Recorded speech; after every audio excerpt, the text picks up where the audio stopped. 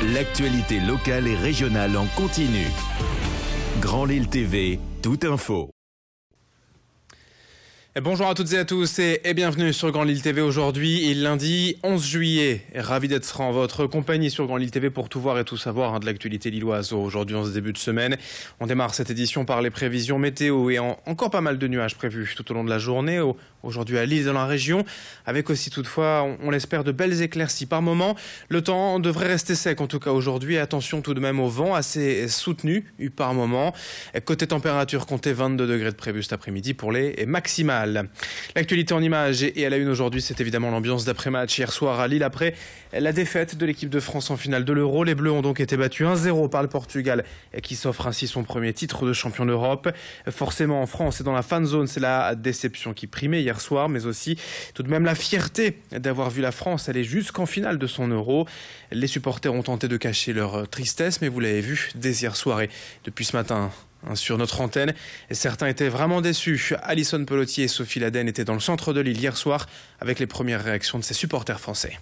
On est très déçus parce que ça a été une équipe qui a été un peu mangée par le stress, on va dire. Ils ont été un peu endormis pendant tout le match et ils se sont réveillés sur les dernières actions, mais ça n'a pas été suffisant.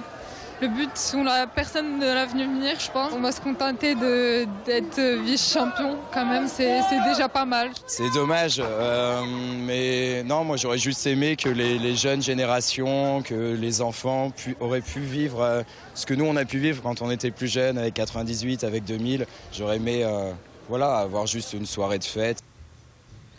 À noter tout de même quelques débordements signalés hier à Roubaix sur la Grand Place. Après la rencontre, la fête des supporters portugais a été gâchée par des affrontements avec les forces de l'ordre. Plusieurs individus ont en fait profité de cette soirée pour faire des rodéos à moto et en quad en plein centre-ville. Les policiers ont tenté d'interpeller certains d'entre eux et ont été violemment pris à partie. Des CRS sont ensuite venus en renfort et la tension est finalement retombée une heure plus tard. Mais la fête des Portugais a bel et bien été gâchée hier à Roubaix.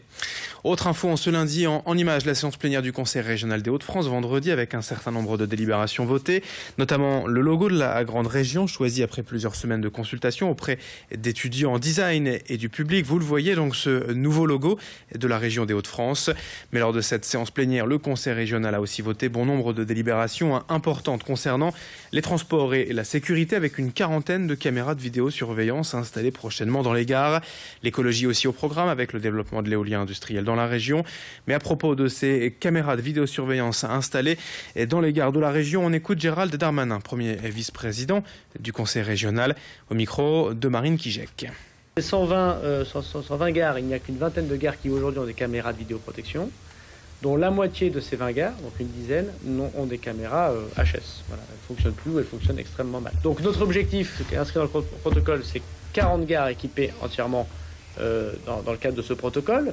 Ces 40 gares, c'est pas forcément que des très grandes gares, ça peut être aussi des gares plus réduites. C'est là où il y a manifestement un certain nombre de difficultés de sécurité. Donc c'est la réfection des caméras défaillantes. C'est aussi des caméras, pas simplement où on enregistre, mais où on regarde. La politique encore dans cette édition. Souvenez-vous de l'élection de Xavier Bertrand, quand le Parti socialiste s'était retiré pour faire barrage au Front National. Entre les deux tours, le candidat des Républicains s'était engagé à la création d'une assemblée consultative où la gauche, aujourd'hui écartée des instances politiques régionales, pourrait faire entendre sa voix et surtout celle de ces milliers d'électeurs qui ont donc voté pour Xavier Bertrand. Aujourd'hui, 6 mois après, le parti régional de gauche estime que rien n'a été fait dans ce sens et qu'il est urgent, je cite, que la promesse du candidat Bertrand se concrétise. C'est ce que Sébastien Eugène, président du parti radical de gauche des Hauts-de-France, compte bien rappeler ce lundi après-midi au président du conseil régional. Nous l'avons joint par téléphone, on l'écoute. Suivant les règles électorales et le nombre de voix obtenues, il aurait tout à fait été possible à la gauche d'être représentée dans cette assemblée. Le choix a été fait pour faire barrage au Front National de ne pas maintenir notre candidature au second tour pour être sûr que ce soit un candidat républicain qui l'obtienne. Personne n'a obligé Xavier Bertrand entre les deux tours de s'engager à consulter la gauche. Et cet engagement aujourd'hui n'est pas tenu. C'est vrai qu'il tient systématiquement un discours, tout ce que j'ai dit, je le ferai. Or aujourd'hui, ce qu'il a dit entre les deux tours n'est pas tenu.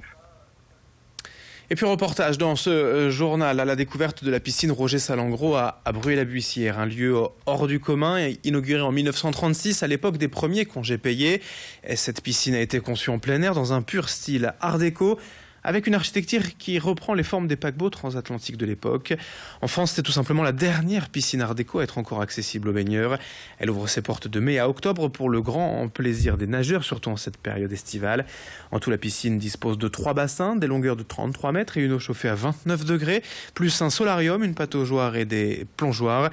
70 000 baigneurs en profitent chaque saison.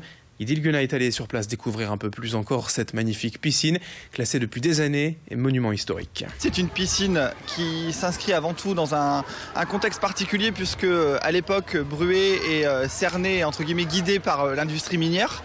Donc c'est une piscine qui va être construite pour les mineurs qui à l'époque ont besoin de s'échapper après le travail. Donc ça va être l'un des premiers équipements qui va leur être proposé justement pour permettre d'avoir des bouffées d'oxygène après le travail. Et donc très peu de modifications ont été apportées. On a vraiment conservé la structure d'origine de cette piscine, quelques rénovations notamment en 1997 et en 2001 et principalement en fait l'ensemble a quand même gardé une cohérence, donc c'est-à-dire que comme la piscine est aujourd'hui classée monument historique, elle est protégée dans son enveloppe et normalement elle devrait rester telle quelle pendant de nombreuses années encore. Et c'est la fin de ce journal. Dans un instant, à suivre les prévisions météo, l'infotrafic sur Grand Lille TV. L'info continue dans un instant. À tout de suite.